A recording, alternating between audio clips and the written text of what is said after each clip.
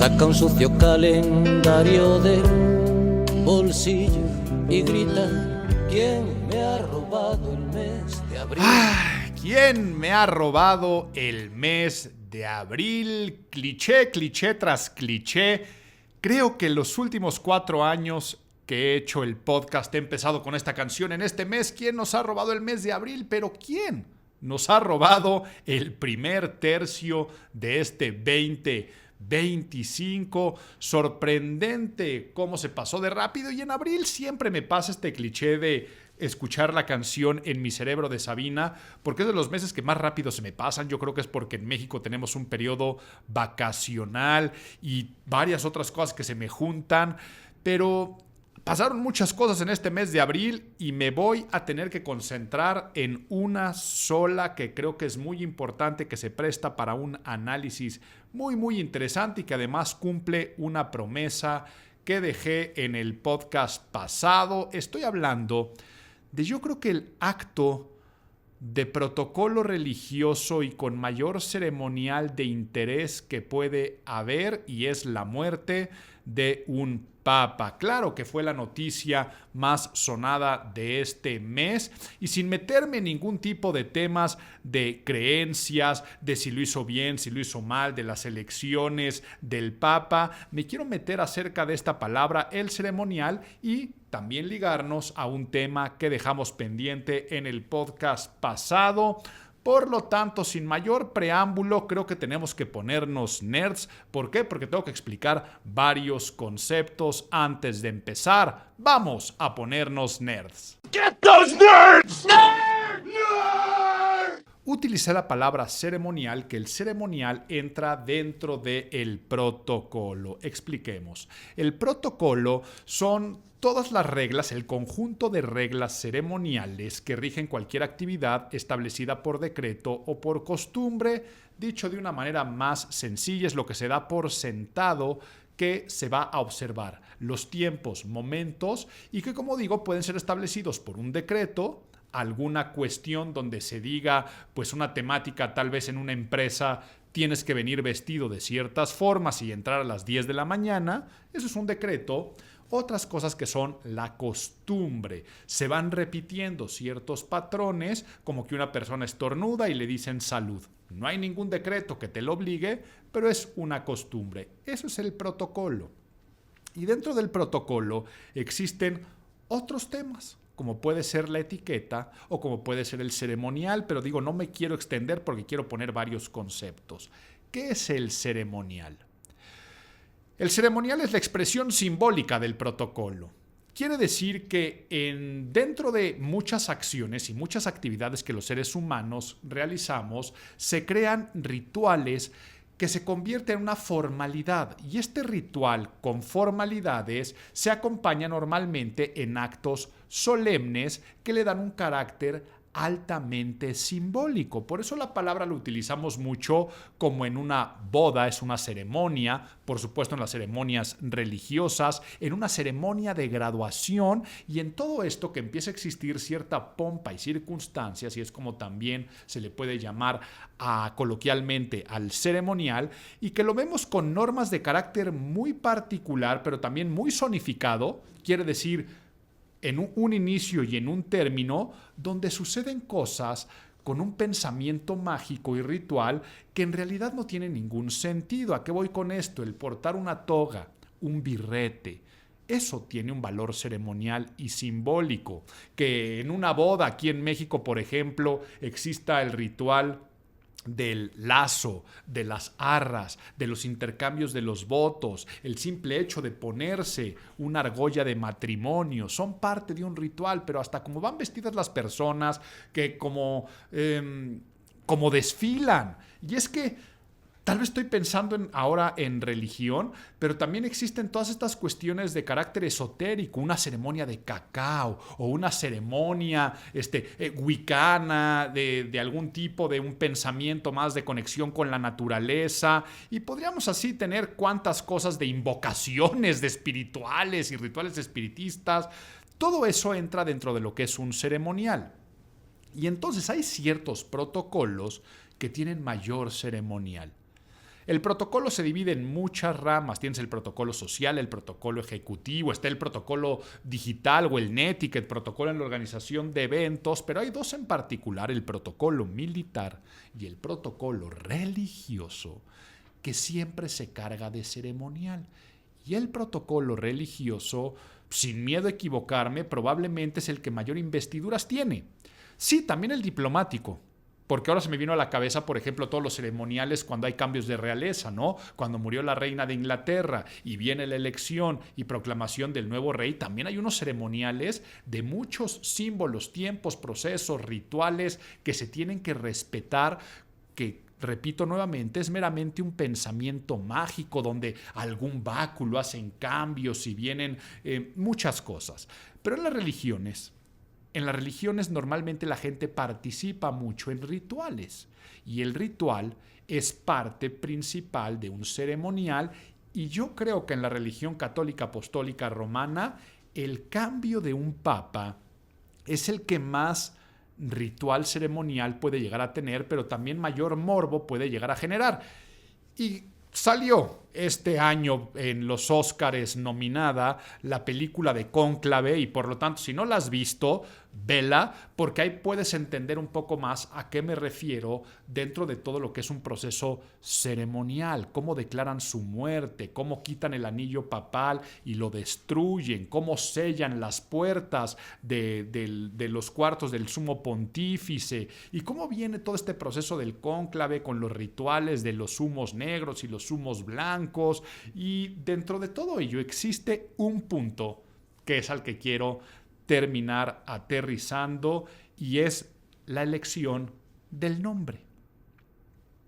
Y me vino como anillo al dedo. Qué mal que vaya a decir yo que vino como anillo al dedo la muerte del Papa. Por favor, no se va a malinterpretar, pero sí para el podcast. ¿Por qué? Porque el mes anterior quería hablar de naming y quería hablar acerca de la importancia de la elección de los nombres cuando empezamos a ver por qué las cosas se llaman como se llaman y hablábamos de las jacarandas y hablábamos de nuestros nombres personales y que estábamos hablando de cognitivismo y acabamos dejando en el tintero y les prometí que íbamos a hablar de naming, pero cuando sucede esto y que está iniciando, y mientras estoy grabando este podcast, están empezando ya todos estos procesos del cónclave y todo va a terminar en ver a una persona que sale a un balcón a hacer un anuncio y lo primero que anuncian también es el nombre de elección papal. Entonces, nada más para que entiendan, cada vez que yo vaya a decir la palabra naming, si ahorita nos estamos poniendo nerds, la elección de un nombre no es cuestión nada más de estética o de un gusto personal. Y esto lo hablo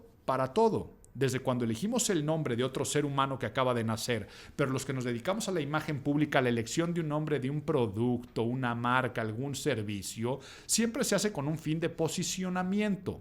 Facilita la diferenciación y empieza a construir un significado, quiere decir señala, significa, este producto se llama Apple o esto se llama Netflix, como a una persona, pues yo me llamo Álvaro y tú te llamas como te llames, te señala, pero también se elige por una carga simbólica que hay detrás. ¿Por qué me llamo Álvaro? ¿Por qué te llamas como te llamas? ¿Por qué Apple se llama Apple? ¿Por qué Netflix se llama Netflix? Y empieza entonces a dar una carga altamente simbólica y representativa, porque al final en el naming, en el nombre, es donde acaba siendo depositada la reputación. Y es el principal anclaje que te va a remitir a los otros recuerdos de percepciones, de identidades y por lo tanto de reputación. Si a ti te dicen Álvaro Gordoa, pues se te va a venir a la cabeza todo lo que percibes y recuerdas acerca de mí. Pero ¿qué pasa cuando te presentan a alguien que se llama igual a una persona que te cae mal? A un ex o a una ex que tú tenías. ¿Qué pasa cuando un nombre, tú te imaginas, te dicen te voy a presentar a Rosita o te voy a presentar a Úrsula?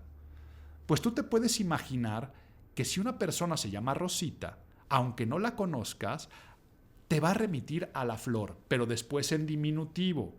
Te va a generar delicadeza, te va a generar feminidad, te vas a imaginar que es una persona de un estilo más romántico y te vas a imaginar que ese trato va a ser más gentil. El nombre Úrsula, ¿qué te va a remitir? El nombre suena más fuerte, pero tal vez hay la historia como la de la sirenita, de un personaje. Te vas a imaginar a alguien más dramático, te vas a imaginar tal vez una mujer más estoica, más firme, menos sensible como Rosita.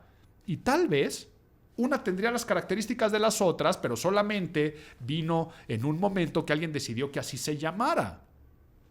Probablemente a Rosita y a Úrsula le pusieron ese nombre porque a sus papás les recordaba a alguien. A un ser que murió, a algún personaje de alguna novela que les gustaba, o porque pensaban que iban a adoptar ciertas características por tener ello. ¿Pero qué creen? Que está conformado que en los seres humanos el nombre que nos ponen también va a generar el trato que nos dan y que ese trato finalmente también va a generar rasgos de nuestro carácter. Si tú le pones a alguien Rosita en diminutivo, o sea, no Rosa, sino que tú te llamas en acta de nacimiento Rosita, ya esa persona, desde que es bebé, la van a tratar como a Rosita. Y entonces el tono de voz con el que le van a hablar será más gentil, el tipo de mimo, el tipo de diferencias que se pueden llegar a tener. Si tú tienes un nombre más común, el trato será más común. Si tienes un nombre más complejo, el trato será más complejo. Si tienes un nombre más duro, seguramente te tratarán con mayor frialdad. Y eso desarrolla temas en la personalidad y en los seres humanos. Y esto es bien interesante visto desde el punto de vista de las neurociencias. Porque hoy vamos a hablar de naming. Claro que el pretexto está siendo el Papa Francisco y la elección del nuevo Papa que quién sabe cómo se vaya a llamar. Pero estamos entendiendo que el naming tiene una cantidad de aristas bien interesantes para decidir cómo vamos a nombrar algo. Estoy hablando desde la consultoría en imagen pública, pero incluso a nivel social, el nombre que le vas a poner a una persona. Pero ahora vayámonos a el análisis de por qué el Papa Francisco eligió el nombre de Francisco, pero creo que la historia nos tenemos que ir más atrás. Con mucho gusto te cuento un cuento. ¿Me cuentas un cuento? Pues dentro de este ceremonial de elección del nombre del sumo pontífice por la Iglesia Católica Apostólica Romana, no es del protocristianismo. Al inicio del cristianismo, los primeros obispos que se hicieron papas, pues se llamaban como se llamaban, ¿no? Y pues Pedro se llamaba Pedro, y Lino Lino, y Cleto Cleto, y así todos estos primeros hombres que generaron la corriente. Ya cuando viene la parte del pensamiento más ortodoxo, la ortodoxia cristiana, que es cuando empieza la Edad Media, allí es donde empiezan a pasar este tipo de cambios por una historia bien particular. Un obispo de nombre Mercurio. ¿Por qué le pusieron ese nombre? Pues porque era el nombre de la principal deidad en ese entonces, pero creo que es irrelevante. O sea, como ustedes saben, el dios romano principal era Mercurio. Pero ¿cómo te ibas a llamar con un nombre de un dios pagano si ibas a ser papa? Piensen que estamos en la época de la transición, donde ya el Imperio Romano, después de adoptar al cristianismo, empiezan estas personas con los nuevos credos y no podías tener al Papa Mercurio porque era el principal dios pagano romano. Por lo tanto, decide rebautizarse y entonces se pone Juan. Pero como ya había existido uno, Juan II. Y esta fue la primera vez que entra esta tradición del nombramiento de un papa, que por supuesto al principio no era una obligación, pero sí se dieron cuenta que funcionaba mejor cuando atrapabas tú la esencia de otra persona o de otra corriente del pensamiento, y sobre todo cuando los nombres podían pensarse que eran inapropiados. Lo que fue una tradición se convirtió después en un ceremonial y después en un ritual con sus normas, con sus tiempos, con sus rituales claramente establecidos hasta que se llegan a las creaciones del cónclave. Y dentro del cónclave, aquí lo traigo para que vean qué es lo que sucede dentro del latín. Después de que el decano del colegio cardenalicio hace la pregunta de ¿aceptas la elección canónica como sumo pontífice? Y de haberlo aceptado, inmediatamente le preguntan ¿cómo quieres ser llamado? En la película Cónclave, no les voy a spoilear si no la han visto, tiene mucho que ver el nombre que elige el nuevo papa. para después es que se sale y se da ese anuncio. ¿Y cómo es el anuncio que vamos a vivir para que cuando ustedes lo vean, de acuerdo a sus propias creencias, principios, valores, cosmovisiones, pero visto desde un punto de vista del valor simbólico, saldrá una persona, el cardenal protodiacónico, que es el que tiene mayor antigüedad, se va a asomar al balcón y va a decir el Annuntio Vorbis Gaudium Magnum Habemus Papam, ¿no? Es cuando anuncia que hay al Papa. Pero después viene la parte interesante y va a agregar, después del Habemus Papa, dice Eminicentum ad severendissimum domum dominum, quiere decir el nombre, y dicen el nombre, ¿no? A ver, sería algo así como Eminetissimum a reverendissimum dominum Álvaro, Sancte Romane Ecclesiaste Cardinalem Gordoa, Quisivi Nomben Impostu, Chicoché II. Así sería el caso, ¿no? Y no me estoy burlando, estoy diciendo que ahí la gente va a decir, ok, y aquí no sé por qué se me vino el nombre de este cantante guapachoso mexicano que como ya existía, pues dirán, entonces va a ser una persona alegre, feliz, desfachatada, fiestera, burlona, y es la forma de decir el nombre. Entonces, imagínense si nos fuéramos al cónclave pasado, dijeron Eminentissimum ab reverendissimum dominum Jorge Mario Sanctae Romane Ecclesiaste Cardinalem Bergoglio a quinci nomen impostum Francisco.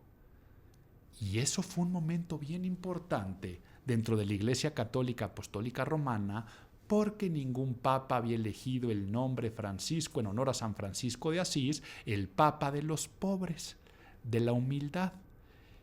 Y rompiendo entonces con todo lo que siempre había sido la principal crítica de los tiempos más modernos y también antiguos, del exceso de la Iglesia. Por lo tanto, el haber elegido ese nombre internamente tuvo que haber sido muy fuerte, fue dar un golpe sobre la mesa. Y no solamente eso, sino que después el Papa Francisco decide romper con algunas cosas, como el portar el anillo papal, como el otro tipo de anuncios, como el no utilizar los zapatos rojos por Prada, como no viajar en el papamóvil, como tantas cosas que incluso ante su muerte, él decide en qué iglesia va a estar su tumba, que no quería que fuera con la misma pompa y circunstancia del resto. Él pudo haber dicho sí en la Basílica de San Pedro en un lugar principal, pero no. Entonces, digamos que el Papa Francisco elegir el nombre fue por imagen pública. Y no pondremos en tela de juicio si era más de palabra, de imagen y no tanto de fondo, porque no hubo cambios más sustanciales de muchas cosas, pero eso ya será decisión de cada quien y de quien sigue y quien no sigue y de quien practique y quien no practique, pero sí fue un tema bien importante de imagen pública. Por lo tanto, esta elección es una elección totalmente personal, libre y no está sujeta a consulta.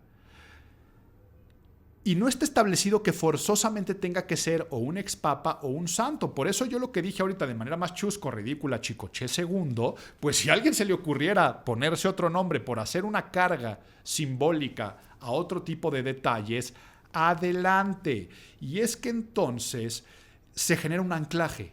Y a partir de ese momento se señala una intención de la espiritualidad o la intención espiritual, pero también política, porque sabemos que finalmente pues existen estas grillas o estos cambios o estos rumbos por el cual se va a llevar el nuevo liderazgo de una iglesia. Y luego lo que hace es establece su continuidad o ruptura con los antecesores. Estaba el Papa Juan XXIII o Paulo VI, quienes fueron los del Concilio Vaticano II. Y entonces el siguiente Papa se llama Juan Pablo. Y Juan Pablo fue Juan Pablo I, que duró muy poco tiempo, pero ahora fue muy claro el decir, si ahora yo soy Juan y Pablo, pues soy una continuidad. Y luego viene Juan Pablo II. Pero luego viene un Benedicto. ¿Cómo han sido todos los Benedictos? Que es el segundo nombre más utilizado después del Papa Juan. Los Benedictos siempre han sido los reformadores. Entonces quiere decir aquí va a haber un cambio. El simple hecho de haber elegido un Benedicto fue también pues una señal de decir, ya no hay continuidad con Juan Pablo y Juan Pablo II. Soy un Benedicto. Y cuando viene la renuncia del Papa emérito y viene el Papa Francisco, ya expliqué lo que esto pudo llegar a representar. Por lo tanto, cuando se transmita la noticia de Habemus Papa y que salga ese humo blanco, hay que poner atención al gran poder que puede haber detrás de un naming. No es lo mismo que vaya a salir un Francisco II, que vaya a salir un Juan Pablo III, que vaya a salir un Juan XXIV, o cualquier otra cosa que pueda llegar a suceder, alguno que nunca se ha utilizado. Dato curioso, no está establecido por un decreto, pero nunca nadie ha utilizado el Pedro, no existe un Pedro II. Imagínense que alguien llegara a decir con el nombre de Pedro II, sería casi decir, pues volvemos a empezar en una nueva piedra donde se sustenta todo. Nadie se ha atrevido, por supuesto, nadie se ha puesto nombre Jesús. Es lógico que haya ahí un extremo respeto, pero podrían hacerlo. Finalmente alguien podría elegir, pero por razones obvias de la reverencia al principal personaje, nadie lo ha hecho. Ya que estaba en datos curiosos, ¿alguna vez han escuchado la expresión de mantenerte en tus 13? O que una persona se mantiene en sus 13 tanto para ser muy firme, incluso algunos para ser necio, y ahí está en sus 13. Fue por Benedicto XIII, que cuando vienen el cisma de Occidente, y estamos hablando de estos inicios cuando estaban los nombres de elección de los papas al principio, y los romanos querían quitarlo y no estaba la parte de quién iba a ser el papa, él se siguió llamando Benedicto XIII, aunque ya no fuera el Papa formalmente. Entonces, por eso se dice que alguien se quedó en sus 13. Pero bueno, esta fue la historia. El resumen no es otra cosa más que si nos ponemos nerds con la parte del naming, con si el abuelito cuéntame un cuento, estamos hablando del gran poder simbólico y ritual que hay detrás de elegir un nombre. Por lo tanto, vámonos ahora, aunque no me hayas preguntado, a nuestra querida sección donde vamos a ver cómo utilizar todas estas recomendaciones, no en nuestro día a día, pero sí en el pensamiento de la imagen pública. Nadie se preguntó, nadie se preguntó, nadie se preguntó, nadie se preguntó, nadie se preguntó. Y es que no es nuestro día a día porque normalmente no le andamos poniendo nombre a las cosas, pero si algún día tienes que hacerlo, ya sea ponerle nombre a alguien, pero normalmente algo, a una empresa, algún servicio, incluso el @ que te vas a poner en tus redes sociales, todo ese tipo de namings a elegir tendrían que pasar por una lista y un escrutinio. Y el primero, ¿qué hace a nivel cognitivismo? Y si no sabes de lo que estoy hablando, escucha el podcast del mes pasado, de hacer referencia. ¿Por qué? Porque tiene que reflejar la esencia y el estilo. El estilo es la expresión de la individualidad y hacer guiños a la esencia. A ver, ¿por qué todos los grupos de metal, death metal o así se llaman cosas como Sepultura, Anthrax, Megadeth, Brujería? ¿Por qué los payasos se ponen nombre como Lagrimita, Bombita, Cepillín, Bozo, que es tonto en inglés? Entonces, pensar, a ver, si le voy a poner Rosito, le voy a poner Úrsula, ¿qué estoy haciendo referencia? Entonces, a ver, yo estoy poniendo una lavandería, estoy poniendo una tintorería. ¿Qué puede generar algo que llame a la limpieza, a la blancura, al cuidado, al planchado, pero sobre todo al estilo normalmente que podrá ser, yo qué sé, una tintorería podría ser natural, pero también podría ser romántica, como podría ser creativa? Entonces, el nombre te tiene que hacer referencia y segundo, a la razón de ser. No es lo mismo ser un despacho de abogados que ser un casino. Entonces, normalmente al casino tendrá un nombre más provocador, que te sugiera, pero que hable de triunfo. Y el despacho de abogados algo que te comunique mayor solidez. Por lo tanto, vas a pensar en estos elementos que a la mente lo transportan a este tipo de cuestiones. Y ya me metí en el tema de la tintorería, limpieza en inglés, clean. Pero lo pones, es creativa, lo pongo con K y en vez de una I con un signo de admiración. Clean. Entonces, eso me suena a algo express. Porque es una tintorería que es rápida, es express, es limpieza.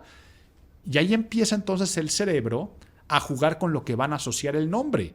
Si yo le pongo un nombre en francés, Leblanc, y no le pongo tintorería, sino le pongo algo así como boutique de limpieza o limpieza luxury, no sé qué, Leblanc, ya lo estoy haciendo de un estilo más elegante. Y hasta te estás imaginando cómo sería el logotipo de Clean y hasta lo haces en naranja y te imaginas cómo sería el logotipo de Leblanc o como le haya dicho.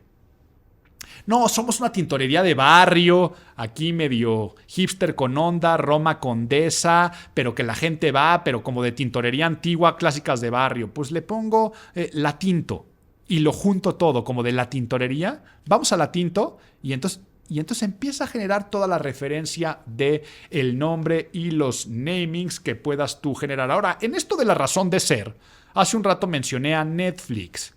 Flick película, Net Red, Netflix. O como cuando Edison se une a su principal competidor y pone su compañía de electricidad, pues Electricidad General, General Electric. O sea, puede ser tan obvio como General Electric, como puede ser tan creativo como otros de los nombres que puede haber. Siguiente punto, al poner un nombre que sea fácil de recordar y de repetir. Mientras más largo, la gente solita lo va a cortar. Yo que soy amante de la música. Red Hot Chili Peppers, Creedence Clearwater Revival, King Gizzard and the Lizard, son grupos que la gente le dice KGL, los Peppers, los Creedence. La gente solita se encarga de hacer fácil lo que es complejo. Y luego, cuando es fácil, también va a ser mucho más fácil de repetir y de posicionar, y eso en imagen pública es muy interesante, y sobre todo en la era digital, que sea fácil de posicionar en buscadores. Si tú le pones a tu tintorería Madrid, y la gente nada más pone Madrid, pues lo primero que va a aparecer es la ciudad y cuántos otros comercios que se llamen Madrid. Va a tener que poner Tintorería Madrid, y es más probable que alguien lo haya utilizado. Si tú pones Clean con un signo de admiración, con K, no hace falta que pongas tintorería, sino que ya te aparece. Y va a ser mucho más amigable si haces una app y que por ahí tú puedes pedir. Y para poner el tintoreriamadrid.com, redes sociales, @tintorería, tint Madrid, no, @Madrid va a estar tomado.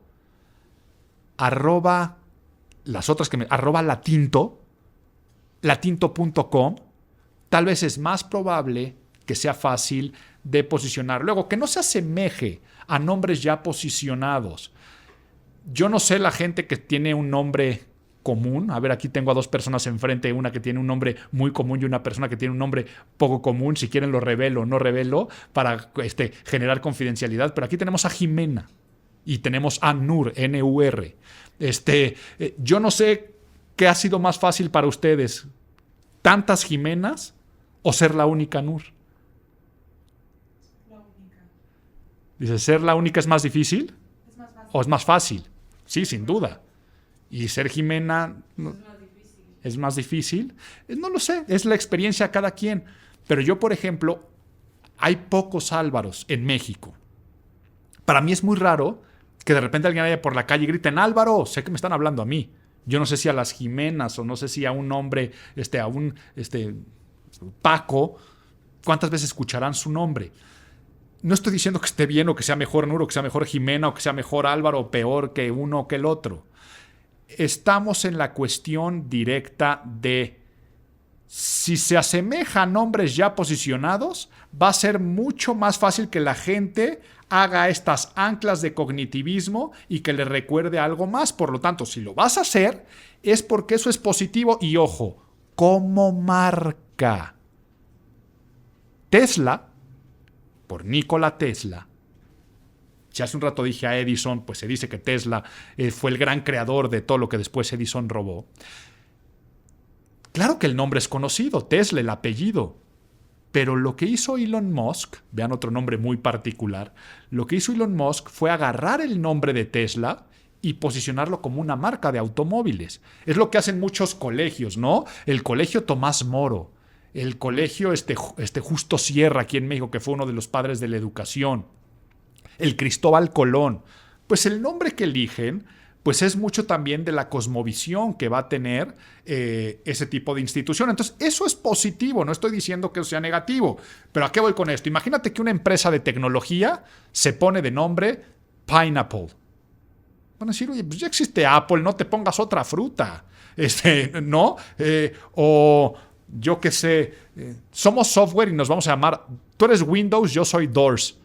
Pero en el caso de Doors también hace referencia a un grupo musical, a los Doors. Entonces, siempre hay que pensar el cerebro a dónde se va a ir, porque si no puedes quedar como copión, puedes quedar como que la gente piense que hagas otras cosas. Cuando haga referencia, si está posicionado como marca, que no sea de tu rubro. Y luego, si es algo que está posicionado con otra cosa, lo utilizas de forma positiva, que es lo que hacen los papas. Los papas se asemejan a nombres que ya están posicionados, pero para, abro, cierro comillas, robar la esencia de esas otras marcas o en este caso, personas. Y el sexto y último que yo les diría y les daría como recomendación es lo que más vale al final. Por lo tanto, que no esté registrado y lo primero que tendrás que hacer es registrarlo. Y hay muchos clichés, o sea, tú puedes tener los acrónimos, las siglas, la NASA, ¿no? Pues es una forma más fácil de acordarte que es la National Aerodynamics, como se llame la NASA, que ahorita no me acuerdo. Puede ser descriptivo. Hoja de coca y la parte del refresco de cola. Coca-Cola. En México, Cinépolis, la ciudad del cine. Esos son nombres que son descriptivos, los evocativos. Amazon. Si alguna vez te has preguntado por qué Amazon se llama Amazon, primero se iba a llamar Cadabra, como por abracadabra. Magia aparecía en tu casa. Pero al final no le gustó a Jeff Bezos y decidió algo que fuera un flujo muy grande y constante, que fluyera siempre con abundancia. Y fue un nombre evocativo. Kodak. Nombre abstracto, no existía, pero sabía que las letras K y le iba a hacer una referencia como a una palabra nueva, dura. Entonces, no hay una regla escrita sobre el naming. Lo importante es siempre ver que como te van a señalar un signo, después se convierte en un símbolo. Pero recuerden que nadie te preguntó, ahora también es una sección interactiva. imago@imagenpublica.mx, el correo de este podcast, donde ustedes, si quieren tener alguna pregunta, alguna petición, pueden escribir. Y vámonos con algunas de sus participaciones. imago@imagenpublica.mx. James Murillo. Gracias por tus comentarios. Nos escribes desde Ciudad de Bogotá. Pues bueno, si es colombiano, me imagino que eres James. Y aquí vamos otra vez con el nombre. Me hace referencia a Colombia, James. Pues tal vez eres James o es mera suposición de mi parte. Etiqueta electrónica, imagen para comunicar mayor formalidad por medio de email. ¿Cómo se debe utilizar? Pues bueno, lo primero que te digo es que metas al canal de YouTube y seguramente ya ahí lo tengo, también en el libro de la Biblia Godínez, pero como estamos centrados en el naming, lo primero que tienes que pensar del correo electrónico, trata de ya no tener los genéricos. Si tú quieres tener una mejor imagen a nivel profesional, en vez de que sea james@gmail.com, podrías tener tu james@murillo.com. Al día de hoy es muy fácil y es muy accesible y te vas a ver más profesional. Mientras menos plataformas gratuitas tengas, generas mayor solidez. Yo pude haber hecho aquí imago@gmail.com, pero es imago@imagenpublica.mx, le da mucho mayor pertenencia y branding. Y así yo podría seguir con recomendaciones como obtener una firma de mail. Como te diría, el mail es la forma para que la comunicación al día a través de WhatsApp y otras herramientas de instantáneo le quita profesionalismo y le quita muchas veces legalidad. Cuando tú quieras dar una percepción de que algo es importante y sobre todo ejecutivo, utiliza el correo electrónico. Pero te digo, en el canal de YouTube puedes encontrar más cosas. Daniel González. Siempre te he querido preguntar qué pasa y qué recomendarías en relación en situaciones desagradables, como se te escape una flatulencia frente al jefe, o que te salga un moco al exponer o escupirle. Me pone ahí varias cuestiones aquí medio escatológicas, pero yo creo que es manejo del ridículo en general. En los libros que, bueno, aquí no en los que comenté, En Imagen Cool tengo manejo del ridículo, pero cada vez que tú haces el oso o el ridículo enfrente de una persona, lo primero que tienes que hacer es aceptarlo. Entonces, el comentario de decir qué vergüenza lo que acaba de pasar es lo más normal. Luego, no creo que te puedas reír de la flatulencia o no creo que te puedas reír del moco instantáneamente, pero si tú haces la vergüenza momentánea y te puedes reír, después de aceptar y decir qué vergüenza lo que me acaba de pasar, si te puedes reír de la situación, siempre será positivo. Y luego, siguiente punto, no seas el que lo está recalcando constantemente pensando que así lo va a minimizar. Si te encuentras a las personas, que el otro día me caí, qué vergüenza, déjalo pasar y tendrías que ser, o serían las recomendaciones que te daría. Mira, Daniel, pero ahora Martínez, hablábamos de los nombres que se repiten. Daniel Martínez, ¿cómo sobrevivir al ser el nuevo en una empresa, superando a los chismosos, cumpliendo con el objetivo? Y a ver, no quiero que ahora la sección se vaya a convertir en lo que voy a decir. También para eso en el libro de la Biblia Godínez, pero también tengo en el canal de YouTube todo esto, ¿no? Cómo manejar al chismoso, porque no quiero ser repetitivo, pero siempre cuando tú entras a una empresa es donde mejor puedes crecer. La gente piensa que puede crecer mucho más cuando ya lleva tiempo trabajando y la realidad es que cuando llevas mucho tiempo es donde hay más vicios. La primera impresión es la que cuenta, lo sabemos. No trates de llegar a revolucionar una oficina. Cuando tú llegas a una oficina, lo primero que tienes que hacer es abrir canales de comunicación y agradar a nivel humano. Ya tendrás tiempo para dar a nivel profesional los resultados, pero tienes que pensar en agradar. Estudia temas de likability, pero tan sencillo como sonríe, saluda, participa, el arte de conversar y el proponer, pero te digo, sin querer llegar a revolucionar, sino integrar, tienes que caerle bien a la gente. Y si tú caes bien en un inicio y empiezas a dar resultados, eso hace que muchos le ganen la carrera a los que ya están un poco aquilosados en la rutina y en la apatía. Entonces, sería la recomendación que te puedo llegar a dar. Y bueno, hay mucha gente que escribió. Agradezco mucho a Luis Gerardo Miranda.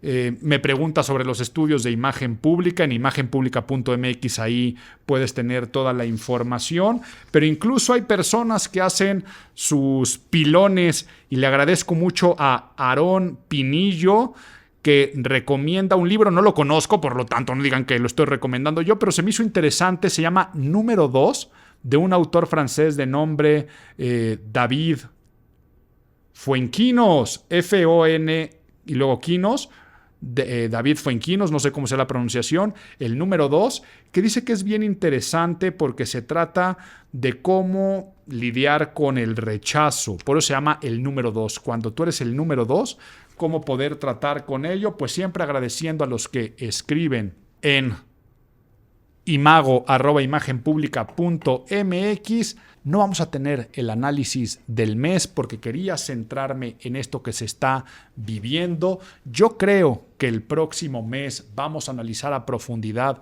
lo del cónclave, que fue lo que pasó, y tantas otras noticias que se quedaron en esta edición en el tintero. Pero qué bueno que nos dan pilón.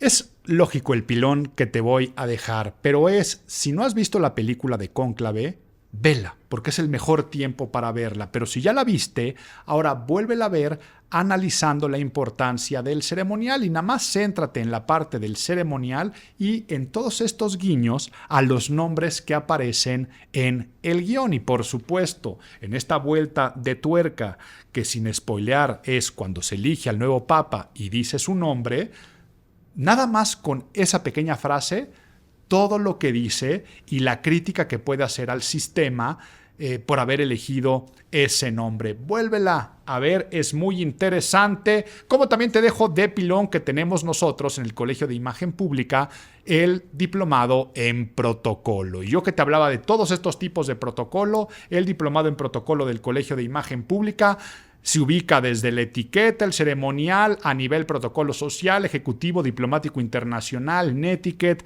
religioso, militar, en imagenpublica.mx. Todos los informes. ¿Quién me ha robado el mes de abril y este primer trimestre del año? No lo sabemos, pero recibamos al segundo trimestre con los brazos abiertos. Espero que hayas disfrutado este episodio tanto como yo hacerlo. Esto fue Imago, el podcast de Imagen Pública.